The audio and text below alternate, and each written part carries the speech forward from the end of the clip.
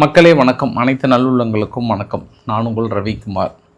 ஐயா, ஒரு video prepare பண்ணி அது உங்கள்கிட்ட கொண்டு போய் சேர்த்தனா அந்த வீடியோ உங்கள்கிட்ட ரீச் ஆகல, அடுத்து ஒரு 5-10 நிமிஷம் கூட ஆகல, உடனே அந்த நியூஸ் வேறு மாதிரி வந்தால் நான் என்ன தான் பண்ணுறது சொல்லுங்கள். தமிழக அரசியல் நிலவரத்தில் இந்த அளவுக்கு பரபரப்புக்கு பஞ்சம் இல்லாமல் நொடிக்கு நொடி, நிமிடத்திற்கு நிமிடம் மாற்றம், அதாவது மாற்றம் ஒன்றே மாறாதுன்னு நினச்சோம். ஆனால் இந்த அளவுக்கான ஒரு மாற்றம், இந்த அளவுக்கான ஒரு ட்விஸ்ட்டு, இந்த அளவுக்கான ஒரு பரபரப்பு வந்து எதிர்பார்க்கவே இல்லை.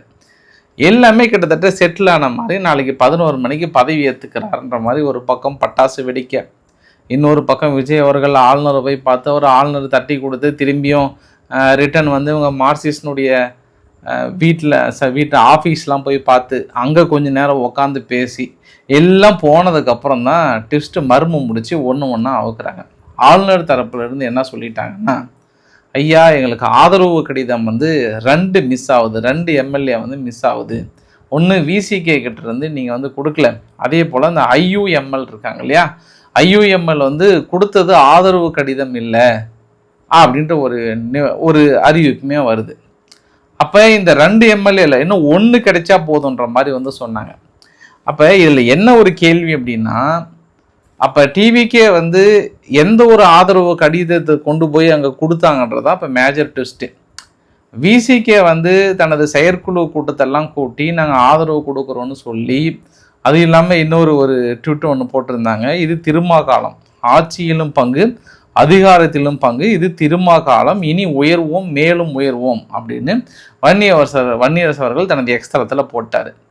அப்படின்னா ஆட்சியிலும் பங்கு அதிகாரத்திலும் பங்குன்னா கிட்டத்தட்ட அவங்க ஆதரவு கொடுக்குறாங்கன்ற மாதிரி தான் கன்ஃபார்ம் ஆகிடுச்சு. அப்போ ஏற்கனவே அவங்க அதிகாரப்பூர்வ ஐடி விங்கு, அதாவது விடுதலை சிறுத்தைகளோட ஐடி விங்கில் என்ன வந்ததுன்னா, நாங்கள் ஆதரவு கடிதம் வந்து மெயிலில் அனுப்பிட்டோன்ற மாதிரி தான் சொன்னாங்க. அப்போ டிவிக்கே போயிட்டு அங்கே ஆஃபீஸர் ரீச் ஆனதும் ஊடகங்கள் எல்லாமே என்ன நினச்சிட்டாங்கன்னா, அப்போ விசிகேனுடைய அந்த லெட்டர் ப்ளஸ் ஐயுஎம்எல்னுடைய லெட்டர் எல்லாம் சேர்ந்து 120 வந்து கொடுத்துருப்பாங்க அப்படின்னு நினச்சோன்னா, இதில் தான் ட்விஸ்ட்டு. இவங்க விசிகே இன்னும் கொடுக்கவே இல்லைன்றாங்க. ஐயுஎம்எல் என்ன சொல்கிறாங்கன்னா, நான் கொடுத்த கடிதம் அது கிடையாது, நாங்களும் வாபஸ் அப்படின்றாங்க. பட் இதில் இன்னொரு மேஜர் ட்விஸ்ட் அடங்கியிருக்கு. என்ன அப்படின்னா, இந்த அமமுகவிலிருந்து காமராஜ் அப்படின்னு ஒரு வேட்பாளர் இருக்கிறார். அவர் என்ன பண்ணார், 6 மணிக்கு வந்து நான் உங்களுக்கு நீங்கள் சொல்கிற ஆளுக்கு தான் நான் ஆதரவு கொடுப்பேன்னு ஒரு ஆதரவு கடிதம் கொடுத்துட்டு வந்த ஆள் காணவில்லைன்றாங்க. அப்போ டிவிக்கே என்ன பண்ணியிருக்காங்கன்னா, இந்த பக்கம் விசிகே இல்லாமல் ஐயுஎம்எல் இல்லாமல் அந்த அமமுகவுடைய வேட்பாளர் டிவிக்கேக்கு ஆதரவு அளிப்பதாக கொண்டு போயிட்டு 117 வந்து கொடுத்துருக்காங்க. யாருக்கிட்ட? கவர்னர்கிட்ட. அப்போ கவர்னர் வந்து இந்த அமமுக வேட்பாளர் வந்து 6லேருந்து காணோம். அப்போ டிவிகே ஆஃபீஸில் ஏற்கனவே ஒருத்தர் முகத்தை மறைஞ்சிக்கிட்டு ஒரு கார் உள்ளே போன மாதிரி அப்பயே பரபரப்பாக யார் இந்த நபர் முகத்தை மறைஞ்சிட்டு உள்ளே போகிறாங்கன்ற மாதிரி தெரிஞ்சுது. அப்போ இவங்களோட சேர்த்து கிட்டத்தட்ட அவர் ஆட்சி அமைக்கிறது கூப்பலான்ற நேரத்தில் நேராக உள்ள நுழைகிறாரு அமமுகனுடைய தலைவர். இவர் டிடிவி தினகரன் இருக்கிறார் இல்லையா, அவர் என்ன பண்ணுறாரு, நேராக போயிட்டு, ஐயா என்கிட்ட 6:30 மணிக்கு கடிதம் கொடுத்தவர் காணாமல் போயிட்டாரு. இந்த டிவிக்கே என்ன பண்ணுறாங்க, குதிரை பேரம் பேசியிருக்காங்க, எங்கள் ஆளை விலைக்கு வாங்கியிருக்காங்க, விலைக்கு வாங்கி உங்ககிட்ட போலி கடிதத்தை கொடுத்துருக்காங்க, நீங்கள் விசாரணை பண்ணுங்க, நீங்கள் அழைக்க வேண்டிய ஆள் வந்து யார், எடப்பாடி பழனிசாமி அவர்களை தான் அழைக்கணும், இது வந்து ஒரு போலியான கடிதம் அப்படின்னு அந்த இடத்துல சொல்ல. ஆளுநர் ஏற்கனவே அங்கே மேலிருந்து வந்த உத்தரவில் எப்படா இதை வந்து பதவி ஏற்றுறதை நிறுத்தலான்னு அவர் காத்துட்ருக்கிறாரு. அப்போ இந்த சமயத்தில் என்ன ஆச்சுன்னா, மறுபடியும் ஒரு எம்எல்ஏல வந்து டிமாண்ட் நின்று போச்சு. அதாவது சிபிஐஎம் ஆதரவு கொடுத்ததுக்கப்புறம் 116 எம்எல்ஏவோட நின்றுருக்காங்க.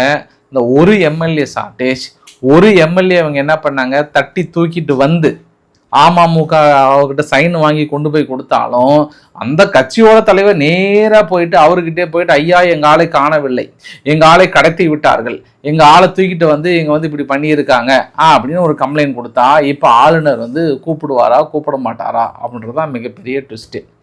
இப்போ டிவிக்கேவுடைய ஆதரவாளர்கள்லாம் எக்ஸ்தலத்தில் யாரை கடுமையாக திட்டுறாங்க அப்படின்னா, விசிகாவை வந்து திட்டுறாங்க.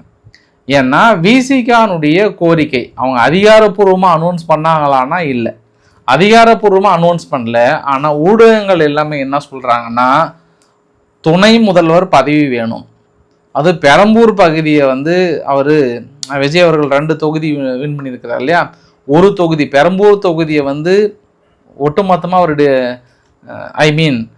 ராஜினாமா பண்ணிட்டு திருமாவளவன் அவர்களை நிற்க வச்சு துணை முதல்வரும் கொண்டு வந்துடணும், அது இல்லாமல் ஒரு அமைச்சர் பதவியும் கொண்டு வரணுன்றாங்க. அப்போ இருக்கிறதே 2 அமைச்சர், அது இல்லாமல் இன்னொரு பதவி 3 எம்எல்ஏ வந்துடுது. அப்புறம் திருமாவளவன் அவர்கள் வந்து ரிசைன் பண்ணால் அந்த எம்பி பதவி இன்னொரு கொடுக்கணும் அப்படின்னு சொல்கிறாங்க. இது எனக்கு எந்த அளவுக்கு உண்மைன்னு தெரியல. ஏன்னா அவங்க விசிகா சார்பாக வந்து ஒரு வன்னியரசு சார்பாக ஒரு ட்விட்டு போடும்போது அது பார்க்க முடிகிறது, ஆட்சியிலும் பங்கு அதிகாரத்திலும் பங்கு இனி எங்கள் காலம் அப்படின்னு சொல்லும்போது இந்த பக்கம் எல்லாம் கொதிச்சு போயிட்டாங்க. எப்பா 2 எம்எல்ஏ வச்சுக்கிட்டு இவ்வளோ கோரிக்கை கேட்குறீங்களே, அப்போ காங்கிரஸ் 5 எம்எல்ஏ ஆதரவு கொடுக்குறாங்களே, அவங்க இதே மாதிரி கோரிக்கை கேட்டாங்கன்னா அப்போ இந்த பக்கம் வந்து சிபிஐ சிபிஎம் 4 எம்எல்ஏ கொடுக்குறாங்களே, அவங்க இந்த கோரிக்கை கேட்டால் என்ன பண்ணுறது? 2 எம்எல்ஏவுக்கு வந்து ஒரு துணை முதல்வர், ஒரு அமைச்சர், அது இல்லாமல் அந்த மேலவை எம்பி வந்து ராஜினாமா பண்ண வேண்டிய சூழ்நிலை வரும், அதையும் கொடுக்கணுமா அப்படின்ற ஒரு கேள்வி. சரி, இவ்வளோ டெஸ்ட் வைக்கிறீங்களே, யார் விசிகா கிட்ட இவ்வளோ டெஸ்ட் வைக்கிறீங்களே, பெரிய அளவுக்கு எதிர்பார்ப்பு ஏற்படுத்துறீங்களே, நீங்கள் ஜூம் மீட்டிங்கில் இருக்கும்போது கூட நாங்கள் ஆல்மோஸ்ட் அவங்க 2 கட்சிகளும் ஆதரவு கொடுக்கறதுனால நாங்கள் ஆதரவு கொடுக்குறோன்ற மாதிரிலாம் சொன்னீங்களே, கிட்டத்தட்ட மெயில் அனுப்பிட்டு தான் சொன்னீங்களே அப்படின்னா அடுத்த ட்விஸ்ட்டு இந்த முடிவெல்லாம் எடுத்ததுக்கப்புறம் கிட்டத்தட்ட நாங்கள் கட்சியெல்லாம் ஒருதலை பட்சமாக முடிவு எடுத்து நாங்கள் ஆதரவு கொடுக்குறோன்னு வெளிப்படையாகவே அனௌன்ஸ் பண்ணிட்டாங்க. அனௌன்ஸ் பண்ணதுக்கப்புறம் நேராக எங்கே போகிறாங்க? எம்கே ஸ்டாலின் அவர்களுடைய வீட்டுக்கு போகிறாங்க. அங்கே ஏற்கனவே உதயநிதி ஸ்டாலின் இருக்கிறாங்க. அரை மணி நேரம் 3/4 மணி நேரம் வீட்டுக்குள்ளே பேசுகிறாங்க. வெளியே பரபரப்பான செய்தி போயிட்டே இருக்குது. மனுஷன் வெளியே வந்து கூலாக சொல்கிறாரு, இன்னும் எனக்கு முடிவெடுக்க டைம் இருக்குது, நான் காலையில் உங்ககிட்ட சொல்கிறேன் அப்படின்னு சொல்லியிருக்காங்க. அப்போ காலையில் சொல்கிறாரு அப்படின்னா இதில் ஏதோ ஒரு விஷயம் வந்து அடங்கியிருக்குன்னு நம்மளால் புரிந்து கொள்ள முடிகிறதா? அப்போ நிமிடத்திற்கு நிமிடம் மாற்றம் இருந்தால் எப்படி தான் பாஸ் ஒரு செய்தியை வந்து தொகுத்து வழங்குறது, ஒரு செய்தியை எப்படி தான் உங்ககிட்ட வந்து ரீச் பண்ணுறதுன்ற கவலை எனக்குள்ளே வந்து விட்டது. நான் ஒரு செய்தியை சொன்னேன் அப்படின்னா அடுத்த 1 மணி நேரத்தில் அப்படியே வேறு மாதிரி நிற்கும் போது அது என்ன ஆகுன்னா எனக்கே ஒரு மாதிரி கில்ட்டியாக இருக்குது. நான் பல்ட்டி அடித்தா கூட இந்த செய்தியை உங்ககிட்ட வந்து ரீச் பண்ண முடியாத போல் அந்த அளவுக்கு பாஸ் அப்படியே உருமாறி நிற்குதுங்க.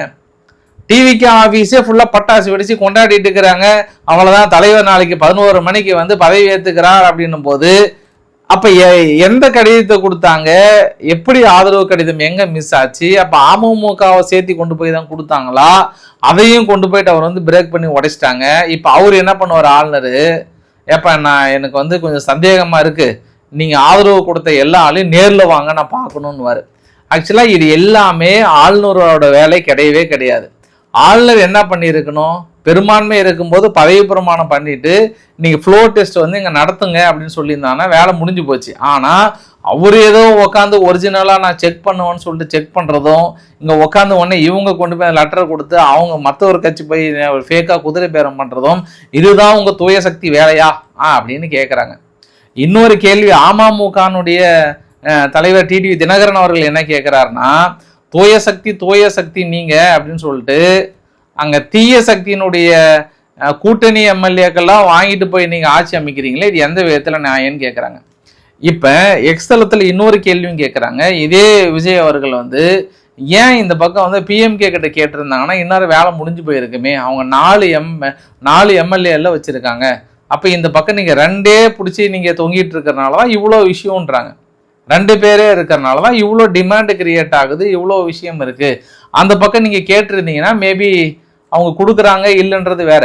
பட் நீங்கள் ஆதரவே கேட்காம இருப்பது என்பது ஒரு வகையில் ஒதுக்குறீங்களா அப்படின்றதையும் பார்க்க முடிகிறதுன்றாங்க. பட் அவங்க தரப்பில் நாங்கள் என்டிஏவில் கூட்டணி சேர்ந்து போட்டிக்கிட்ட எந்த ஒரு கட்சியுமே வேணான்றாங்க. அப்போ அவங்களோட இவங்க தூய சக்தி வந்து தீய சக்தியோட கூட்டணி உங்களுக்கு வேணும்னு நினைக்கிறீங்களான்ற இன்னொரு ஆங்கிளையும் பார்க்க முடிகிறது. அங்கே காலம் நெருங்க மிக மோசமாக இருக்கிறது. இந்த தமிழக அரசியலினுடைய செய்தியை மட்டும் தொகுத்து வழங்குறதுக்குள்ள மண்டையை பிச்சுக்குது பாஸ், மண்டையை பிச்சுக்குது.